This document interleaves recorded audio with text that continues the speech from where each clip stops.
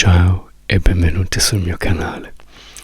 Oggi voglio fare un video che magari sarà anche un po' più corto degli altri, in cui voglio analizzare delle parole che usate tantissimo anche voi, ma che magari non sapete che in realtà abbiano un vero significato, e così sapendo cosa vogliono dire magari anche capite perché alcune apps e alcuni siti hanno un certo logo. Prima di cominciare mettete un mi piace, iscrivetemi e mi raccomando fatemi sapere se le sapevate alcune di queste e se ne conoscete delle altre di cui vorreste magari che parlassi. Allora, cominciamo con una cosa abbastanza semplice, così anche capite il tipo di parole di cui sto parlando. Perché diciamo pancake? Pancake. Allora, pancake è una parola che viene da pan e cake. Cake vuol dire torta e pan, non so se lo sapete, vuole dire tantissime cose, ma per questo, in questo momento, pan vuol dire padella. A frying pan è una padella in cui puoi friggere, ad esempio. Quindi a pancake è una torta che fai in padella, praticamente. Pan è anche un verbo. To pan con una telecamera, ad esempio, vuol dire prendere tutto, tipo fare un panorama.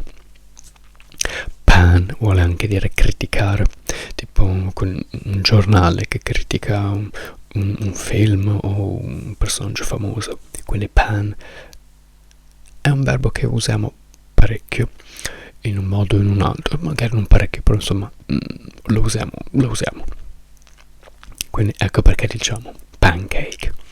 E sapete perché diciamo Nutella? Che vabbè, noi diciamo Nutella perché viene da nut e L. Now, nut è il nome generale che noi diamo alle noci. In realtà in italiano non penso che esista, perché quando voi dite noce io penso proprio al frutto noce, non all'insieme generale di tutta la frutta secca, mentre nut da noi vuol dire praticamente l'insieme della frutta secca, perché noce si dice walnut, proprio il frutto, la noce. E quindi la Nutella è fatta con le noci, e ella viene dal latino ed è un diminutivo che vuol dire carino, bellino, e quindi viene fuori Nutella. Nut vuol dire tantissime altre cose in inglese. È tipo un bullone, ma è quello che ricopre un altro, quello che ricopre una vite, non so bene come si chiama.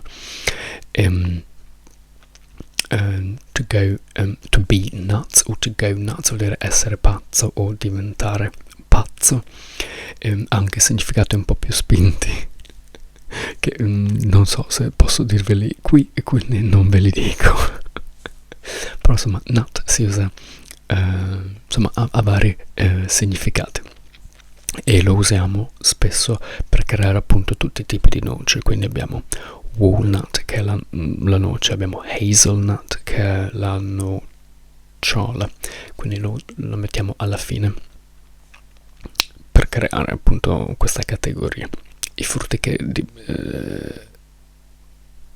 appartengono a questa categoria.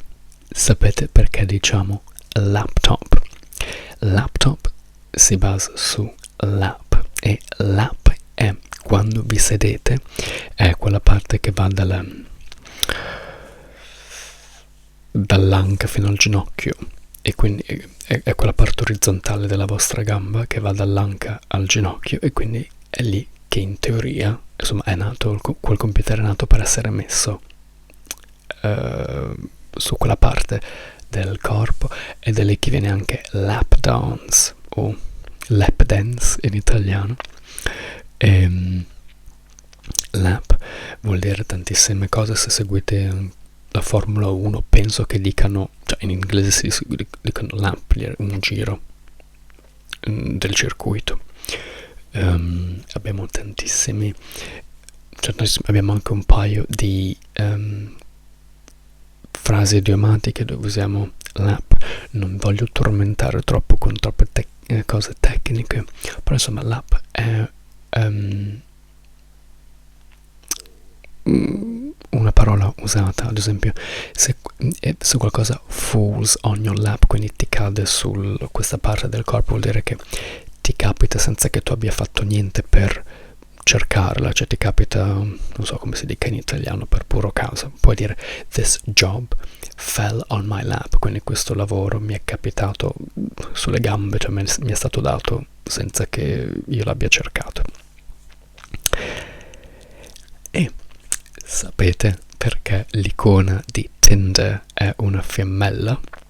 Forse questo non ci avete mai pensato, perché non è riferita semplicemente alla scintilla dell'amore in particolare, ma perché proprio Tinder vuol dire qualcosa.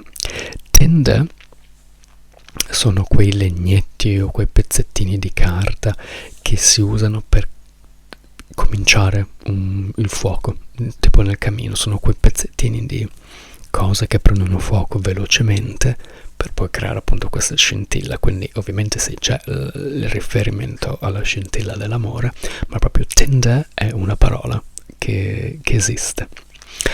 Adesso non so se sapete, cioè, non so quanto questa parola sia famosa in Italia, ma Cenerentola, che è italiano, è la versione italiana della parola Cinderella. Quindi noi diciamo appunto, lo chiamiamo Cinderella. La chiamiamo Cinderella perché Cinder è quei pezzettini tipo di legno bruciato o di carbone bruciato, e ella è non solo il vezzeggiativo come Natella, ma ella lo usiamo anche come suffisso per creare dei finti nomi da femmina, così un po' per divertirci. Quindi Cinderella viene proprio da lì, come poi Cenerentola viene da Cenere. Insomma, le trovo interessanti queste cose. Adesso guardiamo un'altra app che è LinkedIn, che in realtà sarebbe LinkedIn, perché linked è il participio passato di link, e vuol dire appunto connessi praticamente. To link vuol dire connettere, e quindi insomma LinkedIn ovviamente mette in contatto persone che vogliono lavorare, insomma, per contratti di lavoro. E adesso guardiamo un'altra applicazione, cioè un altro, insomma, non so come bene chiamarlo, è Netflix. Non so se vi siete mai chiesti perché diciamo Netflix, e per me è una genialata, perché net si riferisce a internet e Flix si riferisce a flick, quindi flick scritto F-L-I-C-K, ha molti significati, e uno dei significati più informali è film. Quindi flicks sono i film. Chick flick, non so se si usa questa parola in italiano. A chick flick è un film tipo romantico da ragazzine. Chick è un modo per dire ragazza, quindi a chick flick appunto questi filmetti un po' così, e quindi flex è il plurale, quindi Netflix è praticamente vuol dire film su internet. Flick vuol dire anche quando fate così tipo, insomma, flick, to flick a switch vuol dire, a switch è il pulsante per tipo accendere e spegnere la luce. To flick a switch vuol dire appunto spingerlo praticamente. Insomma, queste parole, se state studiando inglese a livello universitario o anche proprio per ampliare il vostro inglese a livello insomma con cose che servono, vi consiglio di guardare tipo Pan, Flick, Lap, vabbè, Tinder, vabbè, finisce lì, però insomma sono cose interessanti e utili. E adesso guardiamo Outlook. Outlook ha un paio di significati. Non penso che l'icona c'entri molto. Outlook vuol dire l'attitudine generale che hai verso la vita, cioè a positive outlook on life è una visione positiva, un'attitudine positiva verso la vita. Lo usiamo abbastanza con questo significato. Vuol dire anche la vista da una stanza, da una camera, e vuol dire anche progetti futuri, però si direi che lo usiamo principalmente con l'idea di attitudine verso qualcosa. Adesso cambiamo un po'. Sì, questo video sta andando molto veloce, quindi siete fortunati. Andiamo a guardare cosa vuol dire Hollywood. Hollywood è la combinazione di holly e wood. Wood vuol dire legno, ma vuol dire anche foresta, o anche si può dire woods al plurale. E holly è una pianta che ho voluto tradurla in italiano, non so come si dica, è l'agrifoglio. Quindi è la foresta di agrifogli praticamente. Holly è anche un nome che diamo, un nome di ragazza che diamo. E parlando di nomi, andiamo a guardare alcuni nomi molto famosi e cominciamo con il famosissimo Tom Cruise, come si dice in italiano, ma in inglese è Tom Cruise. La I si toglie come con fruit e cruise vuol dire crociera. E quindi io anche quest'anno faccio una crociera, quindi I'm going on a cruise. Ripeto, la I si toglie. Di solito quando abbiamo una U e una I, la I si toglie. Fruit, cruise. Non sempre, perché abbiamo anche ruin, che vuol dire rovinare.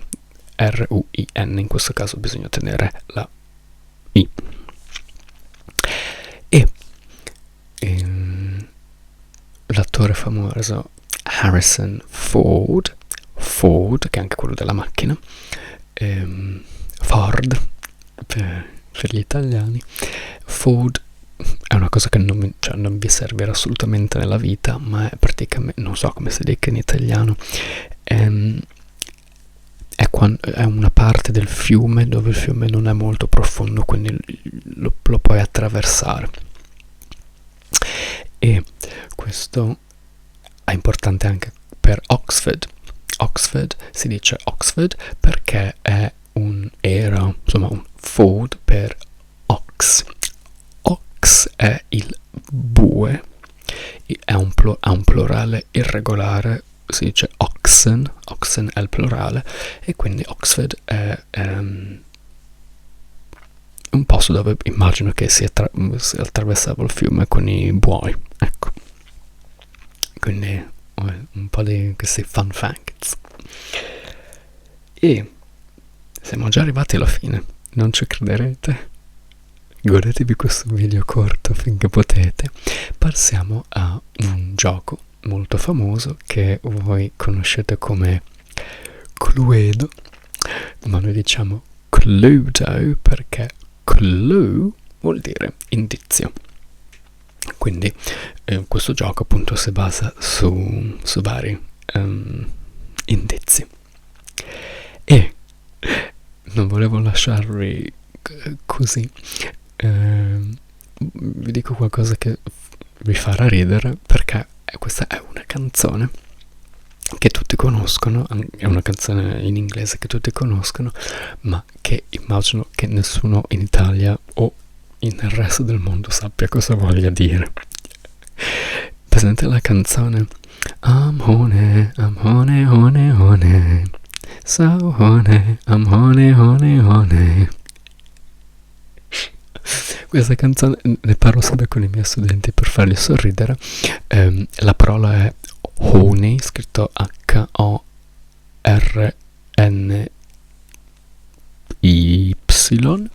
e vuol dire arrapato. E quindi la canzone I'm honey, honey, honey, honey, vuol dire sono arrapato, arrapato, arrapato. Quindi attenti con queste canzoni, perché ci potrebbe essere qualcosa di, insomma, un secondo significato. Bene, non ci crederete, non ci credo neanche io, questa lezione di oggi è finita. Pensavo di averne di più in realtà di queste parole, ma non me ne sono venute in mente. Se me ne vengono delle altre, ve le farò un altro video. Fatemi sapere se ci sono alcune parole che vi siete sempre chiesti cosa vogliono dire, e vedo se c'è un significato più profondo.